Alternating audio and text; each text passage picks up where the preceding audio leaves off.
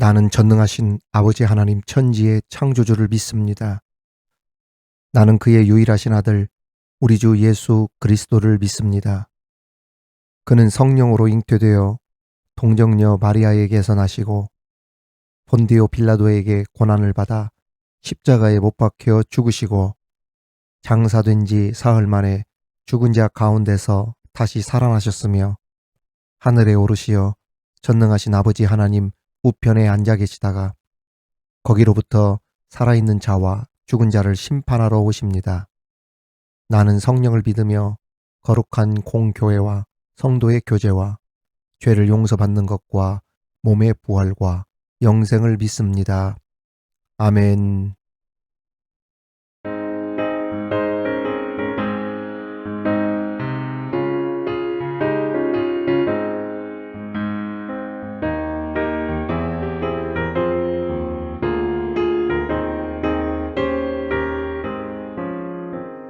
슬픈 마음 있는 사람 예수 이름 믿으면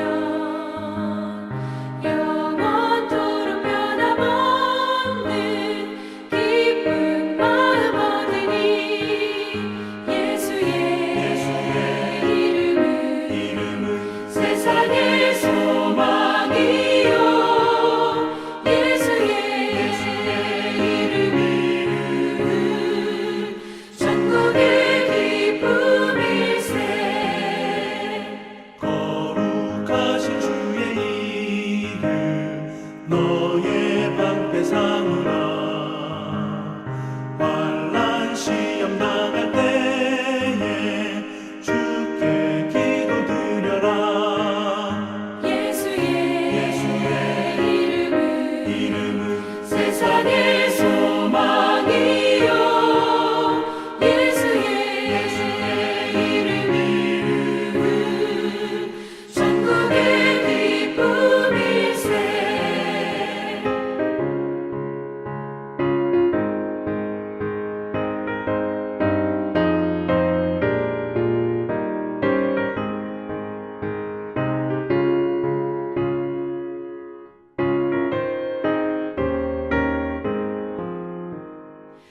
존귀하신 주의 이름 우리 기쁨 되도다. 주의 품에 안길 때에 기뻐 찬송 부르리. 예수의 이름은 세상의 소망이요 예수의 이름은 천국의 기쁨일세. 우리 갈 길 나간 후에 보좌 앞에 나아가 왕의 왕께 경배하며 면류관을 드리리. 예수의 이름은 세상의 소망이요 예수의 이름은 천국의 기쁨일세.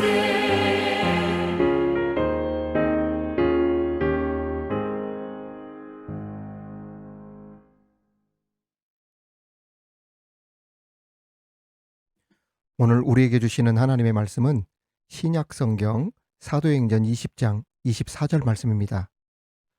사도행전 20장 24절 말씀을 봉독에 올리겠습니다. 이는 하나님의 말씀입니다. 내가 달려갈 길과 주 예수께 받은 사명 곧 하나님의 은혜의 복음을 증언하는 일을 마치려 하면은 나의 생명조차 조금 더 귀한 것으로 여기지 아니하노라. 아멘. 사랑하는 교회 여러분, 구독자 여러분, 저는 매주 수요일마다 성경 인물을 중심으로 한 수요 기도회를 진행하고 있습니다. 오늘 말씀의 주인공은 신앙과 삶의 모범자인 사도 바울입니다. 바울 사도를 통해 주시는 말씀으로 우리 함께 은혜 받고 은혜 받은 말씀을 통하여서 함께 합심하여 기도할 때 기도의 응답과 함께 결단하는 시간이 되시기를 주님의 이름으로 축원합니다. 회심을 통해 새롭게 변화된 인물 가운데 가장 극적인 성경 인물을 꼽으라면 아마도 많은 분들이, 성도들이 사도 바울을 꼽는데 주저하지 않을 것입니다. 성경 인물뿐 아니라 교회사적으로도 가장 존경받고 인정받을 만큼 위대한 그리스도의 종이자 또 위대한 사역자요 목회자인 바울 사도는 신약 성경의 절반 이상을 집필한 위대한 인물입니다.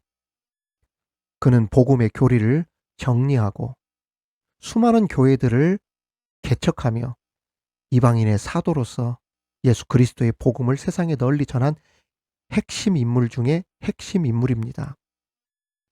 바울의 삶에 대한 성경의 기록들을 살펴보면 우리가 복음을 이해하는데 정말 많은 도움을 받을 수 있습니다.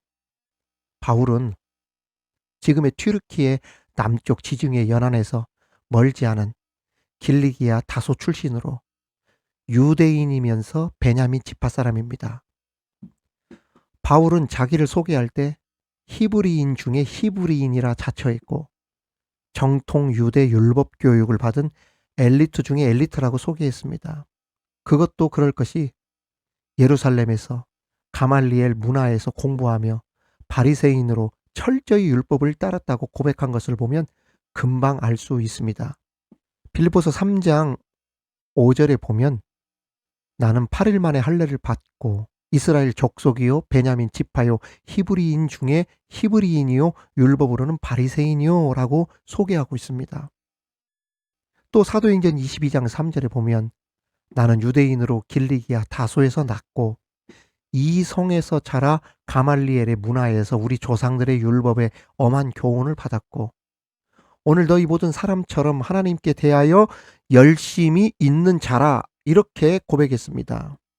특히 바울은 나는 로마 시민권도 소유하고 있다고 소개했고 이는 보통 사람들에게는 흔치 않는 매우 이례적인 일이었습니다. 왜냐하면 당시 로마 시민권은 돈을 주고 사거나 아니면 로마 정부에 어떤 공로를 세우거나 그래서 시민권을 부여받거나 아니면 시민권자 가문에서 태어났을 경우에만 주어졌기 때문입니다. 그래서 보통 사람들에게는 이 시민권을 갖는 일이 정말 어려운 일이었습니다. 사도행전 22장 28절에 보면 바로 나와 있죠. 천부장이 대답하되 나는 돈을 많이 들여 이 시민권을 얻었노라. 그랬더니 바울이 이르되 나는 나면서부터 이 시민권을 가지고 있다. 이렇게 이야기를 했습니다.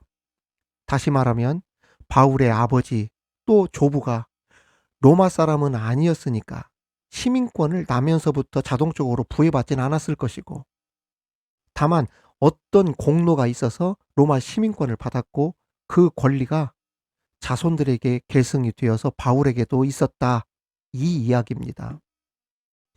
오늘날에도 미국 시민권 받기가 굉장히 어려운데 당시 유대인이 로마 시민권을 얻는 일은 더더욱 어려웠을 것이고 그래서 위기 때마다 로마 시민권을 소유한 것으로 그 어려움들을 넘어갈 때가 있었습니다.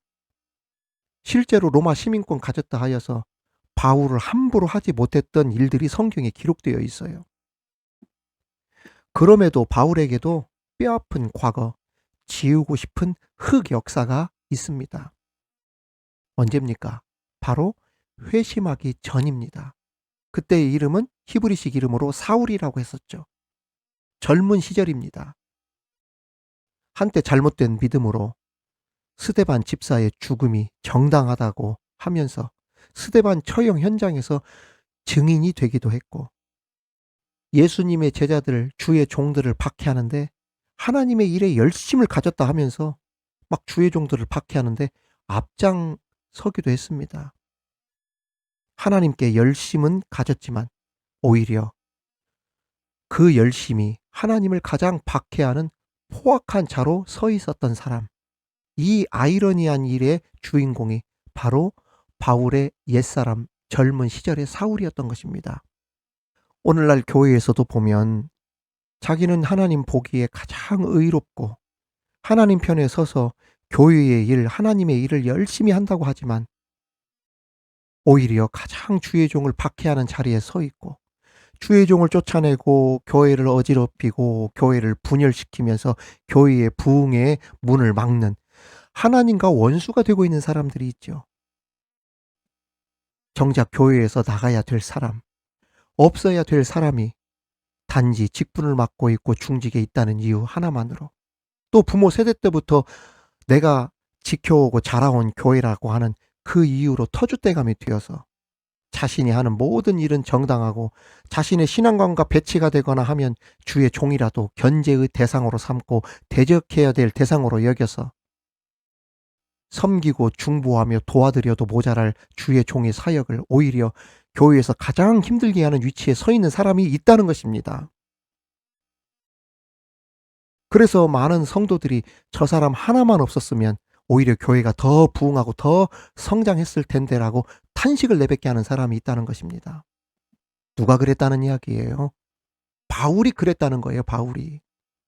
자기 딴엔 가장 정의롭고 하나님 보시기에 옳은 일이라고 생각하면서 열심을 품고 하나님 일 한다고 그렇게 뛰어다니면서 증인도 서고, 그런데 정작 예수님의 제자들, 주의 종들을 죽이는데 앞장서고 성도들을 핍박하다 못해 초대교회를 온 세상에 뿔뿔이 흩어버리는 이러한 엄청난 일을 저질렀던 것입니다. 그래서 훗날 회심하고 바울이 많은 사람들에게 자신에 대해서 간증하며 고백한 내용이 있잖아요. 나는 죄인 중에 괴수입니다. 한때 하나님의 원수이기도 했습니다. 이렇게 고백했지 않습니까? 여러분, 그렇습니다. 뭐 과거야 그렇다 하더라도 이러한 바울이 회심하면서 교회의 위대한 종이 되잖아요. 회심이라는 것이 이렇게 중요합니다. 여러분, 왜 교회에서 잘못된 믿음을 가진 자가 교회를 어지럽게 하고 판을 치고 왜 그럴까요? 두말할 필요가 없습니다. 자기가 무엇을 잘못했고 잘못하고 있는지에 대한 회심의 역사, 즉 은혜를 받았다 하나 아직도 은혜를 받지 못한 상태에 있고 자신의 잘못이 무엇인지 하나님 앞에 용서를 받지 못했기 때문에 지금까지도 그러는 거예요. 바울 보십시오. 그래서 주님을 만나는 은혜의 체험이 이렇게 중요하다는 겁니다. 회심의 역사가 이렇게 중요하다는 거예요. 바울도 언제 회심했습니까? 다메섹 도상에서 부활의 예수님 만나게 되어지면서 회심의 역사가 일어나잖아요. 다메섹 도상에서 부활의 예수님 만나게 되면서 바울은 깜짝 놀랄 만한 충격적인 주님의 음성을 듣게 됩니다. 사울아, 사울아, 네가 어찌하여 나를 박해하느냐? 나는 네가 박해하는 예수라. 이때 바울이 얼마나 황당하고 얼마나 당황했겠습니까? 이게 무슨 일이지? 내가 언제 주님을 박해했다고? 내가 언제 이 교회에 그 어려움을 주었다고? 내가 언제 하나님의 일을 막았다고? 주님, 저는 그런 일 한 적이 한 번도 없습니다. 제가 주님을 박해했다니요. 교회를 핍박했다니요.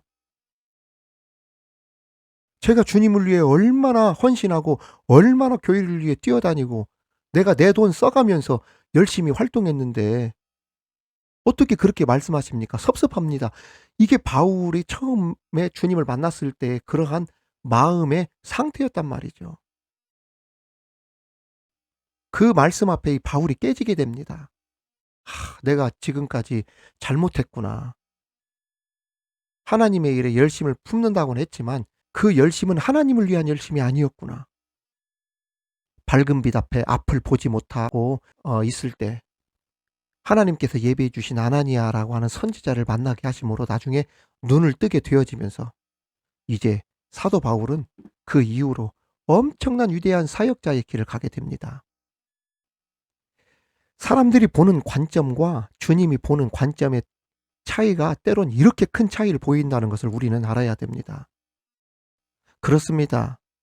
성도들은 분별력이 있어야 돼요. 과연 정말 저 사람이 교회를 사랑해서 그러는 건지, 자기를 위해서, 자기의 명분을 위해서 그러는 건지 분별할 줄 알아야 돼요. 그저 사람들이 누가 잘못했다 하면 우르르 몰려가서 그 사람이 잘못했다 이것이 아니라 그 이면에 있는 실체와 배후의 어둠을 지배하는 악한 힘들까지 볼 줄 아는 영안이 있어야 된다는 이야기입니다. 그래야 교회가 사는 거예요. 아무튼 바울은 다메섹 도상에서 회심한 이후 곧바로 예루살렘으로 가지 않고 아라비아로 갑니다. 그리고 3년이 지난 후에야 비로소 베드로를 만났다고 성경은 기록하고 있습니다. 갈라디아서 1장 17절 18절 말씀에 보면 바울은 이렇게 고백하고 있어요. 예루살렘으로 가지 아니하고 아라비아로 갔다가 다시 다메섹으로 돌아갔노라. 그 후 3년 만에 내가 게바, 여기 게바는 베드로를 말합니다. 방문하려고 예루살렘에 올라가서 그와 함께 15일을 머무는 동안이라고 했어요. 많은 성경학자들은 왜 바울이 다메섹 도상에서 회심하자마자 제자들이 있는 예루살렘에 가서 용서를 구하고 이제 내가 할 일이 무엇입니까? 라고 그렇게 하지 않았는가? 이에 대해서 견해를 내놓고 있는데 바울이 아라비아로 가서 3년이라고 하는 시간을 거쳤던 것은 3년간 성령님의 직접적인 가르침을 받으면서 복음의 실체를 깊이 재정립하는 그러한 시간으로 성경학자들은 해석하고 있습니다. 즉, 그 아라비아의 3년은 복음의 사역을 준비하는 내면의 훈련 기간, 기도의 시간, 연단의 기간이었을 가능성이 크다는 말씀입니다. 그렇습니다. 하나님의 일꾼이 되려면 최소 몇 년 이상의 훈련 기간을 거쳐 임명하는 경우 바로 이러한 이유겠지요. 어떤 교회에서 아무리 중직으로 있었고 직분자로 있다 하더라도 우리 교회에 와서는 다시 훈련을 받아야 하는 것 당연한 것입니다. 그런 훈련을 통해서 인내도 배우고 겸손도 배우고 굳은 일을 하면서 성실함도 배우고 말입니다.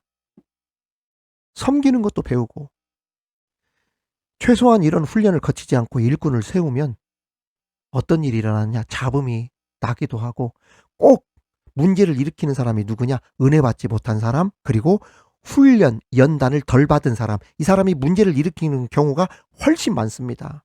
제가 목회해보니까 그래요.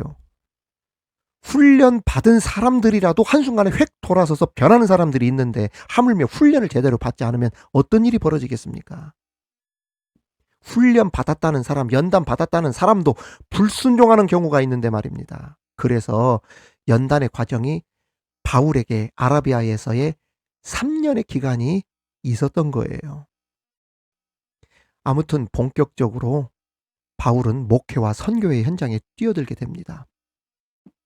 예전에 제자들이 그랬듯 이젠 자신이 목숨을 건 살벌한 목회의 현장에서 사역을 하는 주의 종이 되었던 것입니다.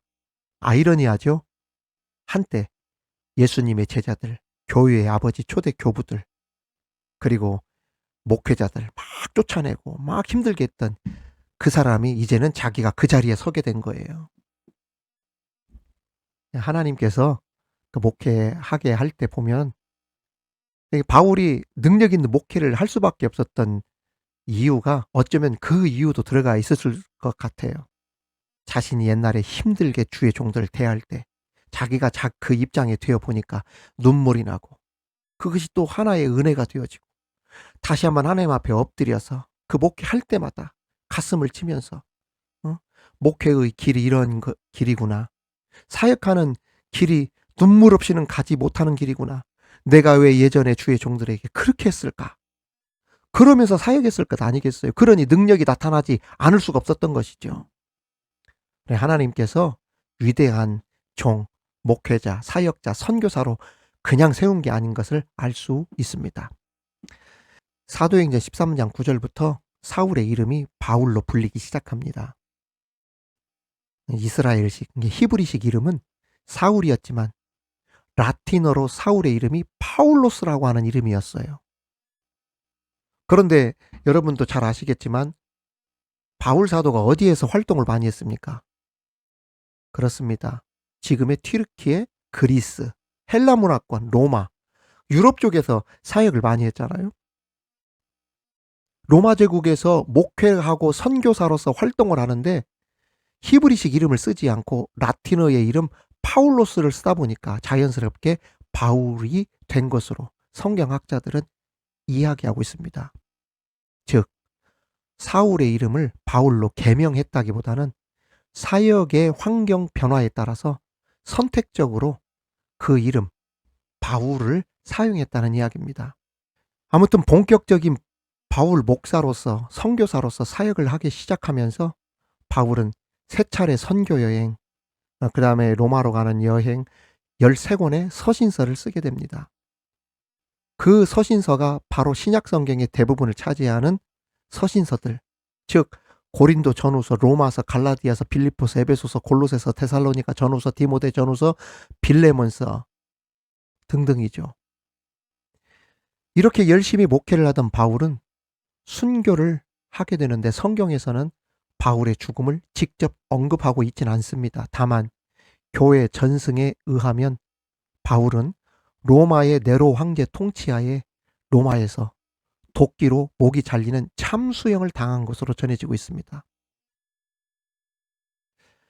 바울은 순교 전 디모데 후서에서 죽음을 앞두고 너무나도 감동적인 마지막 간증을 하게 되어지는데 믿음의 경주를 나는 완주했다 이렇게 고백합니다.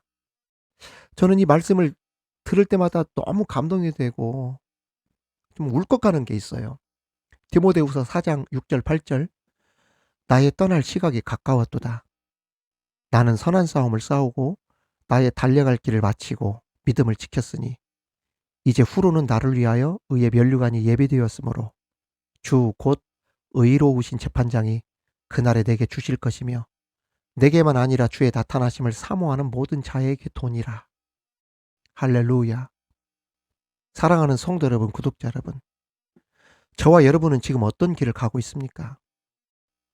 우리는 바울과 같이 시작은 미약하고 부족하였지만 회심의 역사, 거듭난 자로서 성령 충만함으로 하나님이 기뻐하시고 교회를 진정 사랑하는 하나님이 기뻐하시는 그러한 길을 가야 될 줄 믿습니다. 우리 모두 바울과 같이 인생의 마지막을 감동적인 간증으로 마무리하시기를 축원합니다. 바울의 이 마지막 간증 보세요. 이제 후로는 나를 위하여 의의 면류관이 예비되었다. 달려갈 길을 마치고 믿음을 지켰다. 의로우신 재판장이 나에게 의의 면류관을 주실 것이다. 그의 마지막 간증을 보면 얼마나 당당하고 한치의 후회도 없는 깔끔한 마지막인지, 정말 그 마지막 간증을 보면 후련하고 시원하고 개운하고, 여러분 우리 인생의 마지막을 이렇게 마무리할 수 있는 은혜가 저와 여러분 가운데 함께하기를 주님의 이름으로 축원합니다. 정말 하나님께서 예비해 놓으신 하늘나라 상급을 가슴 벅찬 마음으로 기대하며 주님 만나는 그날까지 지금에 있는 자리에서 최선을 다해 하나님을 섬기며 나가는 우리 미드바로 교우들, 구독자들 다 되시기를 우리 주님의 이름으로 축원합니다. 축원합니다. 사랑하는 교우 여러분, 구독자 여러분, 오늘 주신 하나님의 말씀, 신앙과 삶의 모본자 바울 사도를 통해 주신 말씀을 묵상하면서 함께 합심하여 기도하도록 하겠습니다. 먼저 회심 전 바울과 같이 하나님의 일을 열심히 한다 하면서도 오히려 다른 길로 간 일은 없었는지, 하나님의 마음을 아프게 한 적은 없었는지, 그런 우리를 용서해 달라고 주님께 회개하도록 합시다. 또한 주님을 만남으로 회심하여 위대하게 쓰인 바울과 같은 사람으로 변화되게 하옵소서라고 기도합시다. 또한 기도할 때 훈련과 연단을 통해 더욱 겸손하고 성실한 주의 종들이 되게 하여 주옵시고, 더 나아가 우리 인생의 마지막을 바울과 같이 당당하면서도 멋지고 깔끔하며 감동적인 간증으로 우리의 인생을 마무리하는 은혜가 있게 하여 주옵소서. 우리 다 같이 통성으로 합심하여 기도하겠습니다. 주의 영광 필요하고 나의 자랑 앞세웠으니 내가 가는 이 길이 주를 위한 것보다 예수 이름을 파는 가론 유다와 같습니다. 한평생 주를 위하여 변함없이 살겠다던 베드로 같은 믿음이 내게도 있었습니다.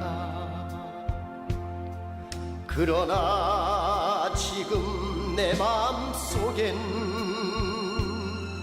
허영과 교만만 있고 주님 지신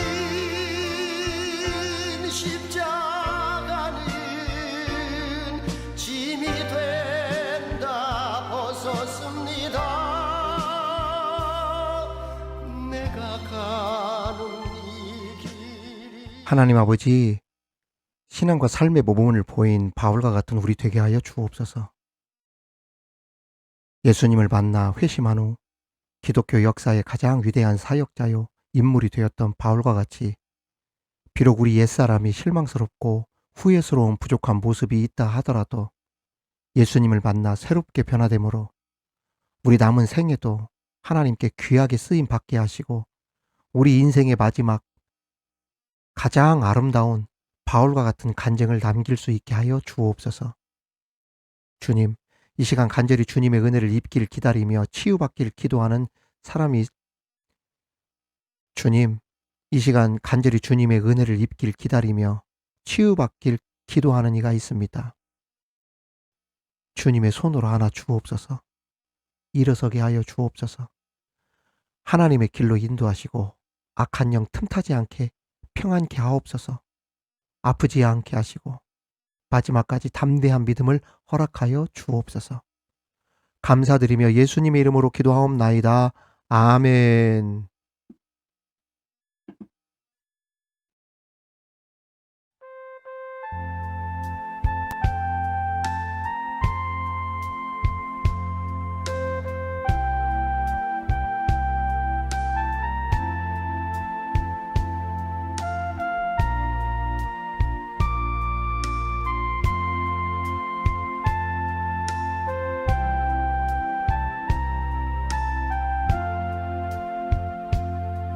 지금껏 내가 한 일이 주를 위한 일이었는지 지나간 세월 돌이켜 주님 앞에 아렵니다. 이 한 몸 주를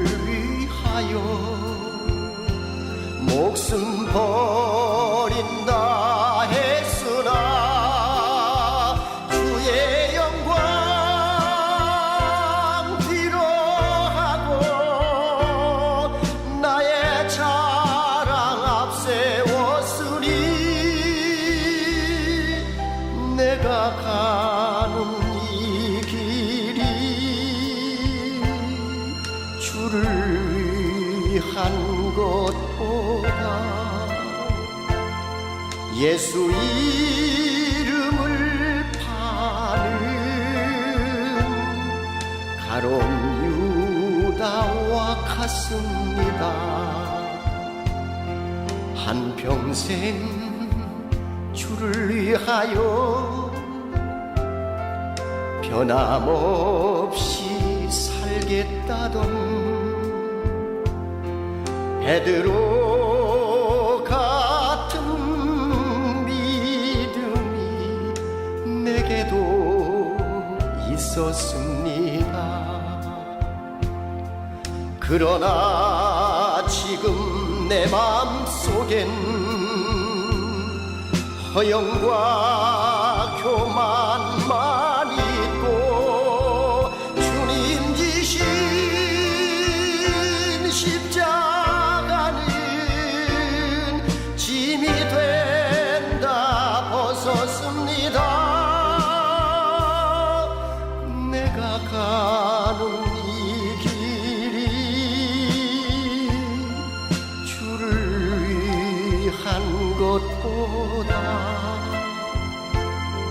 율법을 앞세우는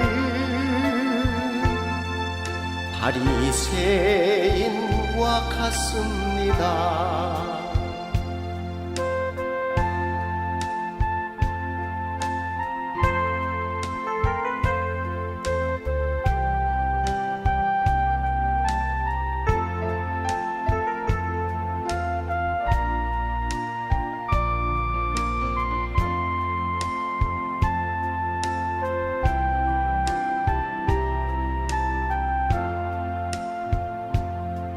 오늘도 복음을 들고 쉼없이 다녔지만 성령의 불같은 인도 믿음 없이 전했습니다. 육신의 권고함 더하여 복음의 사명 약해지니 아버지여 연약한 종 어찌해야 하오리까. 내가 가는 이 길이 영광의 길이라면 바울과 같은 믿음을 내게도 허락하소서. 내게도 허락하소서.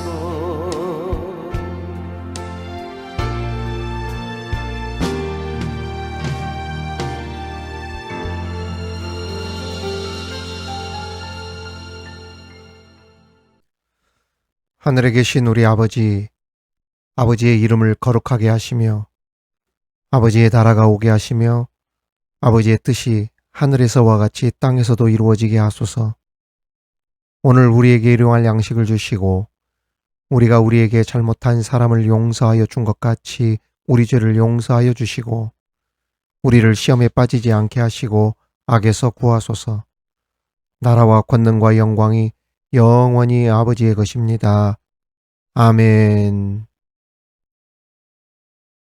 아무도 모르는 삶이라 하여도 스치듯 지나는 삶이라 하여도 후회하지 않고 오늘을 사는 것은 가장 귀한 삶을 알미라.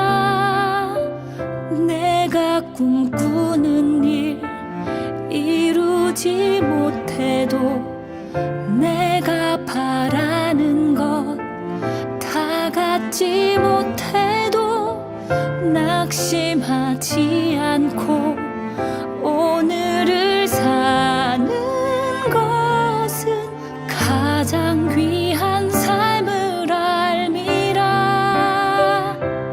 내가 복음을 알고 내가 복음을 믿고 내가 복음을 전하며 살아간다면 나의 삶은 가장 귀한 삶이야. 내가 예수를 알고 내가 예수를 믿고